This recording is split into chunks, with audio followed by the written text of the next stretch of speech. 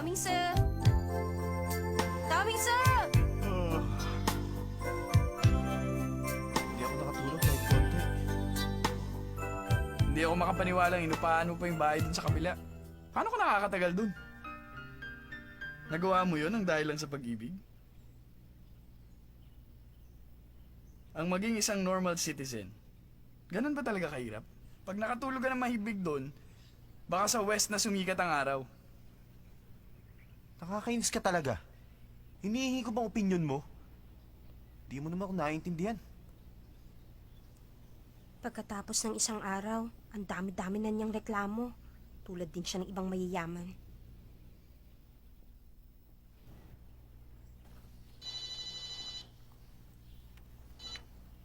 Hello? Sanchay, si Xiaoyu ito. Xiaoyo, ba't ka napatawag? Magpapaalam ako. Nagpasya si Papa na lumipat kami sa Canada. Aalis na kami ngayon. Ayoko makita mo kung umalis. Lilipat na kayo sa Canada? Bakit hindi mo sinabi sa akin dati? Sorry kung hindi ko nasabi sa'yo. Ayokong malungkot ang isa sa atin. Ayoko makita kang umiiyak. Isa pa, hindi ko kakayanin yun. Ano ba yan?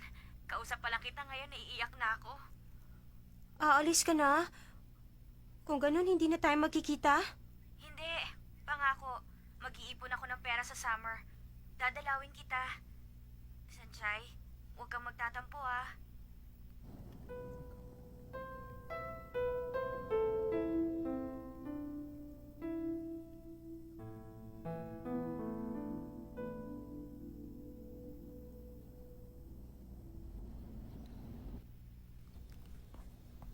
Heto na ang kape mo. Salamat. Day off nga pala ni Sanchay ngayon. At nag-resign naman si Xiaoyu. Alam ko na yan. Gusto ko lang umupo rito. O sige, hindi na kita aabalahin.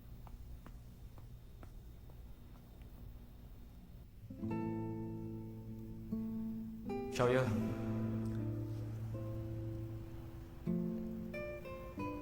Anong problema? Gusto ko ang babaeng ito. Pero siya lang may ayaw sa akin. Si Men, Matapang ka na. Hindi ka na katulad ng babaeng nakita ko sa tabi ng kalsada at umiiyak. ikaw ang nagturo sa akin para maging matapang si Men. Ituring mong huling kahilingan ko ito. Dahil talagang gusto kita.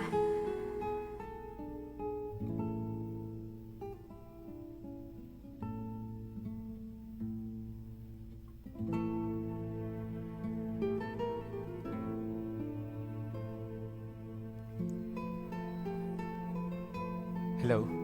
Si Men, si Mechuo to. Saan ka ba? Akala ko pupunta tayo dun sa party. Kung gusto mo, susunduin kita. Hindi ako pupunta. Labo mo naman.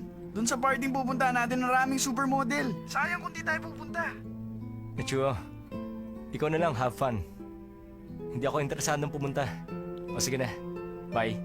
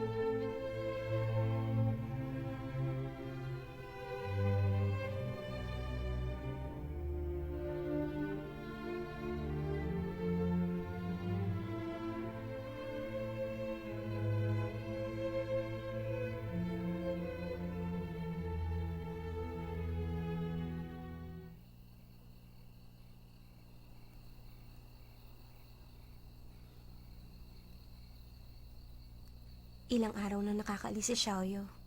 At si Taming Sir, hindi na siya bumalik sa lugar na ito.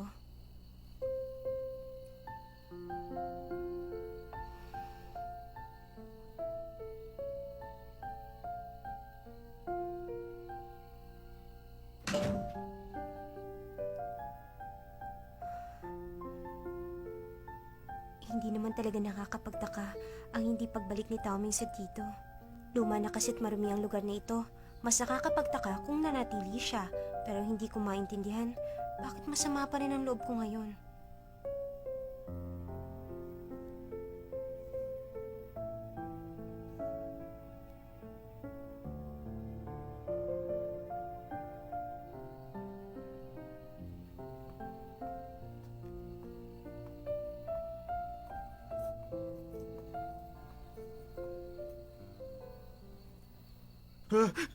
Bakit nandiyan ka? Parang white lady. At bakit mo naman sinasabing mukha akong white lady? Ang haba kasi ng buhok mo, nakatayo ka pa dyan. Buti wala akong sakit sa puso. Bakit ka pa nagpunta? Tapos matatakot ka lang pala sa akin. Ha? Bumalik ka na sa malapalasyong bahay niyo. Mas komportable doon, hindi ba? Bakit ka ba galit na galit? Hindi ah. Inupahan ko to kaya uwi ako kung kailan ko gustuhin. Hindi. Ito ang mundo ng mga normal na tao kaya hindi ka pwedeng basta umalis at bumalik kung kailan mo gusto. Minahon ka. Alam mo ba kung anong oras na? Iakit muna kita. Doon tayo mag-usap.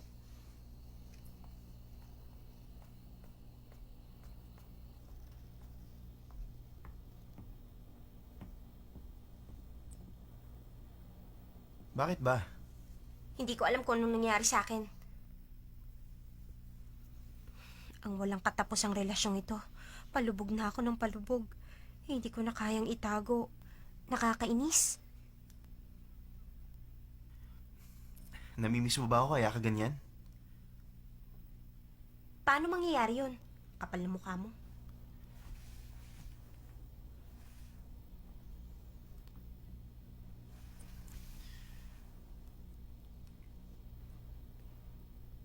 Alam mo, gabi-gabi pumupunta ako dito. Hindi mo lang alam. Pumupunta ako ng 1 o'clock at umaalis sa maaga. Sinungaling. Bakit ako magsisinungaling sa'yo? Delikado kasi itong nakaraan. Mahigpit akong binabantay ng mga guard. Ang hirap tumakas. Sa tingin ko, kagustuhan niya ni Mama. Kahit na nasa New York siya, binabantay niya ang bawat galaw ko. Sa ginagawa mong yan, sa tingin ko mas lalo lang tayo mahahalata ng iyong mama. Kaya nga sa gabi ako tumatakas. At hindi ako pwede magkotse. Nagtataksi lang ako papunta rito. Kakainis. Ganun pa lang nangyari. Ang sama-sama ako. Nagagalit ako nang wala palang dahilan. Nakakahiya sa kanya.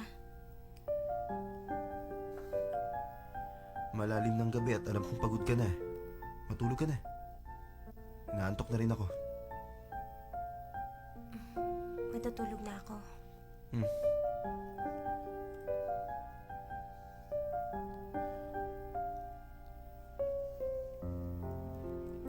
Sige na. Babantayan kita hanggang makatulog ka. Ang totoo, namimiss ko si Xiaoyu. Namiss rin kita. Good night.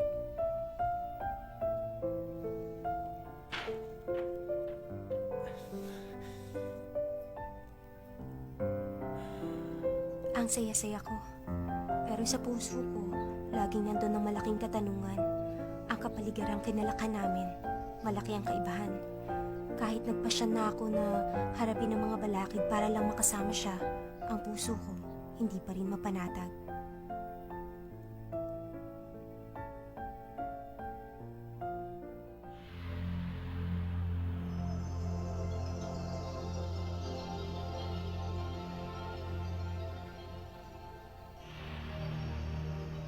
Madam, pagkakita ng real estate company sa dala naming pera, pinagtapat nila sa akin ang lahat.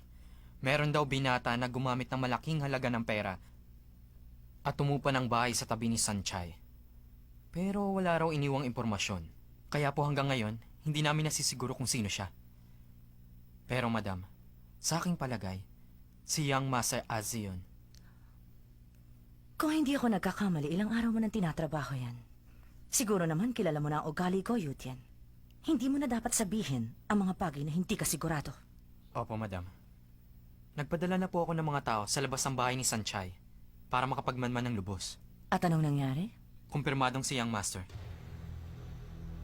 Madam, ikinalulungkot ko po. Ang pinadala nating si Yamen, wala siyang silbi.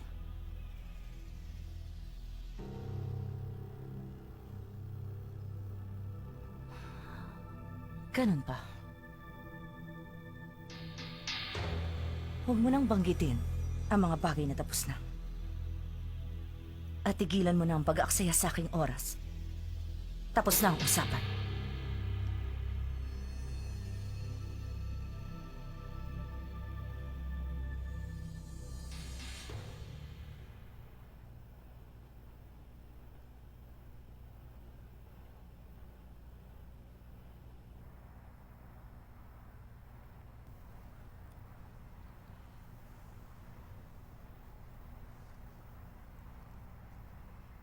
Nag-disguise ka na naman? Naghintay pa ako. Hindi ka kaya napansin ng mga gwardiya na lumabas? Ilang beses ako umikot para maligaw ko sila. Halika na. Meron pa kayo nagde-date sa mundo na kasing adventurous natin? Aalisin ko na to. Huwag mong tanggalin yan, baka makita ka nila.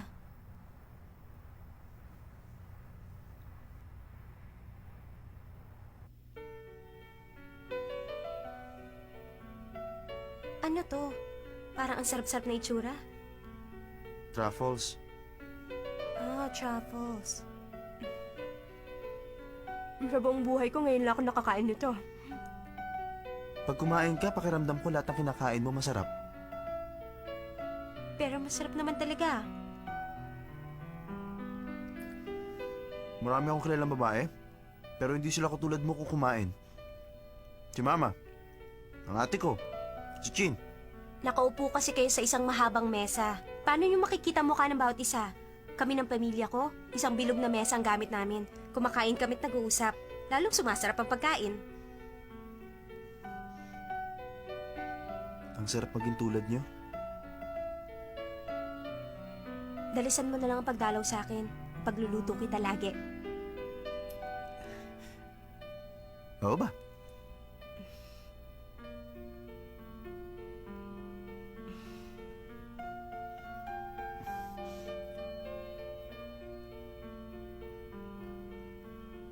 At ano naman ang ibig mong sabihin doon, ha? Excuse me, sir. Hindi po pwede to. Hindi pwede? May isa pa.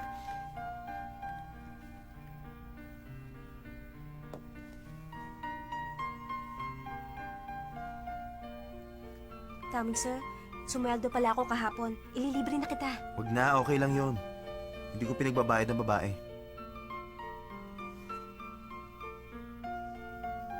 Sir, excuse me. Di rin po pwede. Hindi rin pwede to.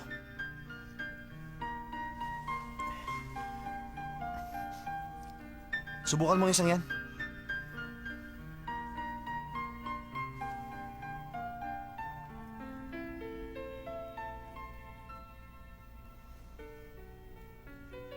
Sir, sorry po. Ganon din ang credit card na to.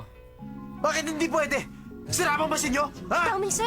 Ako na magbabayad. Huwag ka Huwag makialam! na magalit. Tawagin mo manager mo! Bilisan mo! Pwede ba huwag kang ganyan? Baka naman talagang sira ang card reader nila. Walang masama kung ako magbabayad paminsan-minsan. Lagi mo na lang ako nililibre. Kumikilos na naman si Mama. Anong sinabi mo? Kumikilos na naman si Mama.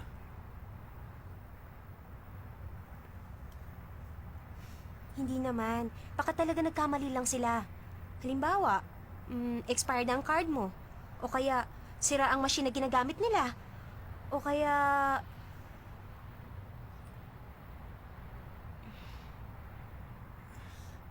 Tama ka nga. Galit na galit yung waiter kanina. Ang galing magsalita. Galit ka rin naman. Ano ka? Ako nga yung mas kalmado kaysa sa kanya. Pumunta na tayo sa ibang lugar. Tatawag ako sa bahay, magpapadala ako ng pera. Mabuti pa, wag mo nang gawin yan. Pwede naman mag-enjoy kahit walang pera. Tulad ng ginagawa ko. Sa mga ordinaryong tao na nagde-date, hindi kailangan ng pera. Ordinaryong tao?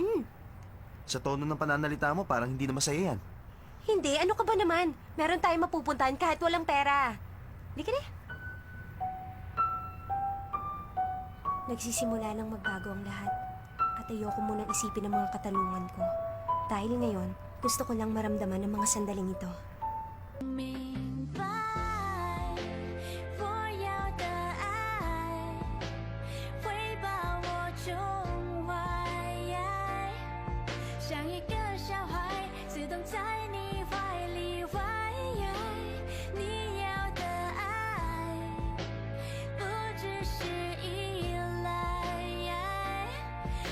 个大男孩，风起又日晒，生活自由自在。